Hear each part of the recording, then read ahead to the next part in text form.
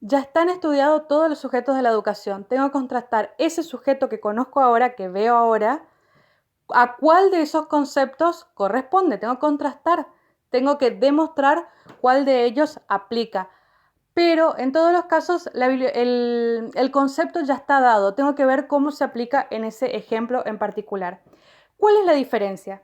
Una tesina de licenciatura o una tesis doctoral aportan conocimientos netamente nuevos, es decir, van a crear conceptos nuevos, van a decir novedades acerca del tema. Como lo decimos vulgarmente, descubrir la pólvora. Sí, una tesis doctoral es la que da el conocimiento nuevo, el que va a decir, a partir de ahora existe un nuevo sujeto en la sociedad. Supónganse, crean nuevos conceptos. La monografía no, la monografía sintetiza y analiza desde una perspectiva que por supuesto que es propia, pero no es una creación o un descubrimiento, por así decirlo. Es un análisis de una situación. Además, la monografía, fíjense la extensión, podemos decir hasta 40 páginas, pero una tesina tiene mínimo 70 y una tesis doctoral entre 200 y 500 páginas. Es un trabajo mucho más profundo, amplio y por supuesto da un conocimiento nuevo, así que tiene que ser un trabajo en el cual ya no es una cuestión de qué hay en la sociedad, sino qué no hay y qué se tiene que crear. Por eso es un trabajo tan extenso. Esto es lo que la monografía no es. Bien, ¿cómo se escribe una monografía? Se empieza por este final. Primero hay que leer.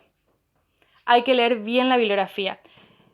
La mayoría de las definiciones de monografía dice que uno elige un tema que quiere investigar, plantea una hipótesis y va a confirmar o no esa hipótesis. En realidad, la lógica es al revés. ¿Cómo uno sabe qué tema quiere investigar? ¿Cómo uno sabe qué hipótesis puede plantear? Porque no es una cuestión de que, a ver, yo miro la realidad y se me ocurre nada más decir que las estadísticas están mintiendo, porque se me ocurre y me lanzo con esa hipótesis. Yo no puedo suponer en el aire. Primero tengo que haber investigado. Primero tengo que saber qué se ha dicho ya sobre todo este tema. Y a partir de ahí, de la bibliografía, yo establezco una hipótesis. Esto, fíjense lo que dice el concepto. La hipótesis se confirma en el desarrollo y se demuestra en el desarrollo y se confirma o refuta en la conclusión. No, sí, bueno, ese es el concepto, pero ¿cómo se hace? Uno piensa una hipótesis que por supuesto que quiere confirmar en la conclusión. Por lo tanto, nadie se lanza con una hipótesis que no sabe si puede ser o no puede ser, si bien el concepto de hipótesis es ese, una suposición que puede ser verdadera o falsa. Pero la realidad es que uno primero tiene que estudiar, primero tiene que ver qué bibliografía tiene y dispone, porque tampoco se va a embarcar en hacer una monografía de un tema del que no conoce y del que no puede disponer de datos. Entonces, tiene que saber qué tema va a investigar, si es investigable, si es abordable, y una vez que conoce ese tema, si es aplicable una hipótesis. Como que yo quiera decir, bueno, a ver, el sujeto de la educación hoy es según el paradigma de algún educador del siglo XIX. Por supuesto que no lo va a hacer, ya no es aplicable eso. Si yo no tengo conocimiento de los autores nuevos, siempre me voy a estancar en algún error. Entonces eso va a truncar mi investigación. ¿Cómo voy a escribir? ¿Cómo puede ser si yo escribo un marco teórico y me voy dando cuenta sobre la marcha de que mi hipótesis está mal? Tendré que volver para atrás, que de hecho así va el trabajo en mi mente, va y viene. Pero primero se empieza por la bibliografía, primero se desarrolla la teoría, se busca la teoría, no es que se escribe primero, pero primero se busca toda la teoría y se estudia la teoría para saber cuál va a ser el tema que yo puedo investigar y de ese tema cuál es la hipótesis que considero que se puede confirmar. Por supuesto que cuando yo redacte la hipótesis tengo que estar pensando que en la conclusión la voy a querer confirmar. Cuando yo redacto una hipótesis tengo que pensar, ¿tengo datos para demostrar esto? Por eso les digo, lo que dice la bibliografía, el concepto de monografía es una cuestión. Ahora, ¿cómo se hace? Es otra. No es que a uno se le ocurra un tema, plantea una hipótesis y va investigando y va viendo y va desarrollando. Esa es la lógica con la que se lee una monografía.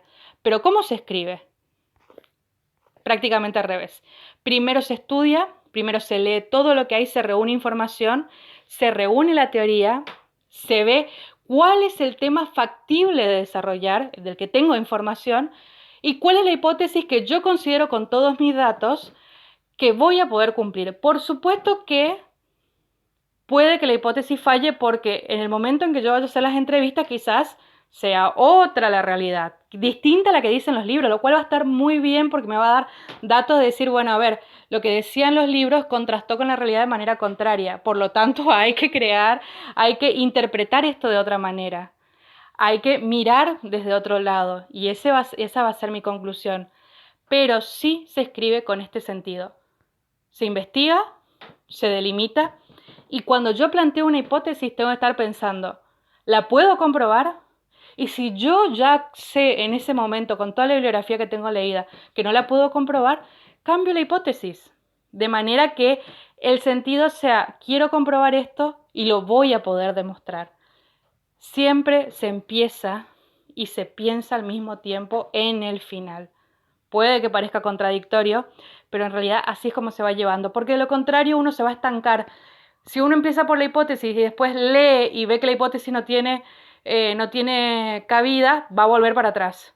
Después va a avanzar, otra vez va a volver para atrás y en algún momento se va a trabar y se va a frustrar porque no va a encontrar que eso vaya a avanzar. Después logra que la hipótesis vaya acorde al marco teórico, cae con la demostración. Otra vez se va a frustrar. Hay que pensar ya qué puede ser realmente demostrable. Por eso es prácticamente argumentativo, de qué puedo de verdad convencer. Para eso, primero hay que leer. Entonces, características, ¿qué puede ser una monografía? ¿De qué manera se puede escribir? ¿Cuál es la estructura o los subtítulos que tiene un desarrollo, que tiene un texto en general? ¿Qué no es? ¿Qué extensión puede tener? ¿Y cómo se escribe? Se empieza por el estudio, se delimita, se busca algo que se pueda comprobar y con ese objetivo se va avanzando en el desarrollo.